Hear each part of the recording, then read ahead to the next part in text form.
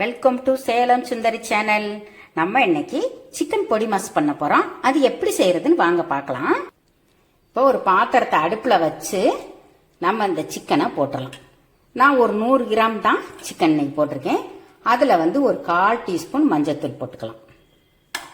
அதுக்கப்புறம் மிளகாத்தூள் ஒரு 1/2 டீஸ்பூன் போட்டுக்கலாம்.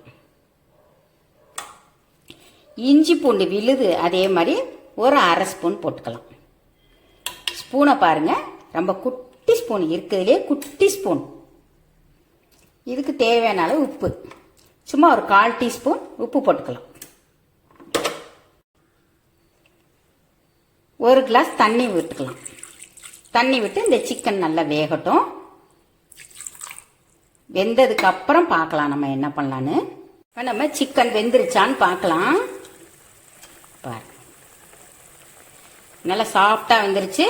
இப்போ நம்ம ஸ்டவ்வை ஆஃப் பண்ணிட்டு இந்த தண்ணி தனியா சிக்கன் தனியா எடுத்து வச்சிடலாம். இப்போ சிக்கன் தனியா தண்ணி தனியா எடுத்து வச்சாச்சு. இப்போ இந்த சிக்கன் நல்லா ஆறட்டும். ஆறுனதுக்கு அப்புறம் இந்த சிக்கனை இப்படி சின்ன சின்னதா அப்படி பொடி பொடியா பிச்சு வச்சுட்டு பார்க்கலாம். சிக்கனை இந்த அளவுக்கு பிச்சு வச்சாச்சு பார்த்துக்கோங்க. நல்லா பொடிசா பிச்சு வச்சாச்சு. இப்போ 2 டேபிள் ஸ்பூன் ஆயில் விட்டுருக்கேன், நல்லெண்ணெய். இப்போ அதுக்கப்புறம் 2 கிராம்பு, ஒரு பட்டை, ஒரு 1/4 டீஸ்பூன் சோம்பு. தாளிக்கிற பொருளெல்லாம் சோம்பு பட்டை லவங்கெல்லாம் நல்லா பொரிஞ்சிருச்சு. அதுக்கப்புறம் 100 சின்ன வெங்காயம், அதாவது 100 சின்ன வெங்காயம்னா 100 சின்ன வெங்காயம் எண்ணிக்கையில் போயிடக்கூடாது. 100 கிராம் சின்ன வெங்காயத்தை எடுத்து நல்லா பொடியாக கட் பண்ணியிருக்கேன். இப்போ இது நல்லா வதங்கட்டும். 1 ஸ்பூன் இஞ்சி பூண்டு விழுது போட்டாச்சு. இதுவும் நல்லா வதங்கட்டும், பச்சை வாடை எல்லாம் போகட்டும். வெங்காயம் வதங்குறதுலேயே ஒரே ஒரு இனுக்கு கருவேப்பிலை போட்டுக்கோங்க. அதுக்கப்புறம் ஒரு 1/4 டீஸ்பூன் மஞ்சத்தூள், பாருங்க 1/4 டீஸ்பூன் மஞ்சத்தூள் போட்டாச்சு. மிளகாய்த்தூள் அதே மாதிரி அதே ஸ்பூனில் ஒரு 1/2 ஸ்பூன் போட்டுக்கோங்க. ஏற்கனவே நம்ம மிளகாய்த்தூள் வேகும் போதும் போட்டிருக்கோம், அதனால் காரத்தை பார்த்து போட்டுக்கோங்க. இப்போ இதையும் கரிஞ்சிராம ஒரு 2 செகண்டு வதக்குங்க. அதுக்கப்புறம் மல்லித்தூள் அதில் 1 டீஸ்பூன் சிம்மிலே வச்சுக்கோங்க.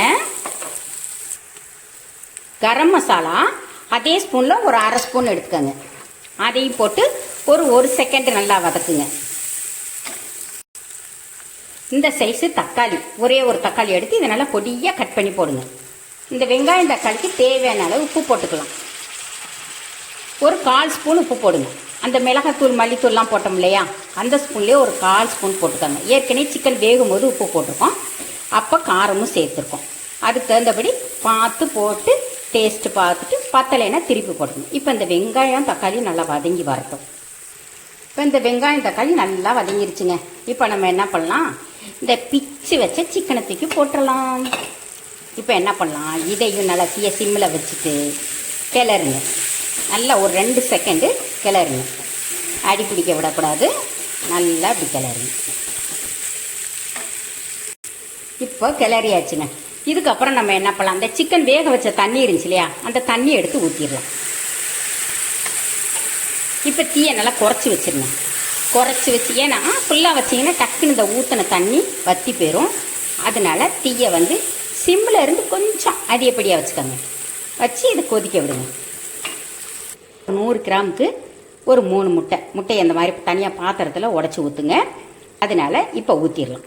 இந்த 3 முட்டையை ஊற்றிட்டு உடனே கிளற வேண்டாம், ஒரு 2 நிமிஷம் அப்படியே விட்டுருங்க. இப்போ நம்ம என்ன பண்ணலாம், கிளறலாம். இந்த சிக்கனு முட்டை எல்லாம் சேர்ந்து வர்ற மாதிரி கிளறுங்க. இப்போ அதில் கொஞ்சம் பொடியாக கட் பண்ண கொத்தமல்லி தழை போட்டு கிளறுங்க. அவ்வளோதாங்க. இப்போ அருமையான சுவையில் சிக்கன் பொடி மாஸ் ரெடி. இது அப்படியே சுட சுட சாதம், சப்பாத்தி எத்துக்கு வேணாலும் நல்லா இருக்குங்க. தோசை எல்லாத்துக்குமே நல்லா இருக்கும். இப்போ இதே மாதிரி நீங்களும் ட்ரை பண்ணி பார்த்துட்டு அதுக்கப்புறம் எனக்கு போய் கமெண்ட்ஸில் எழுதணும். தேங்க்யூ.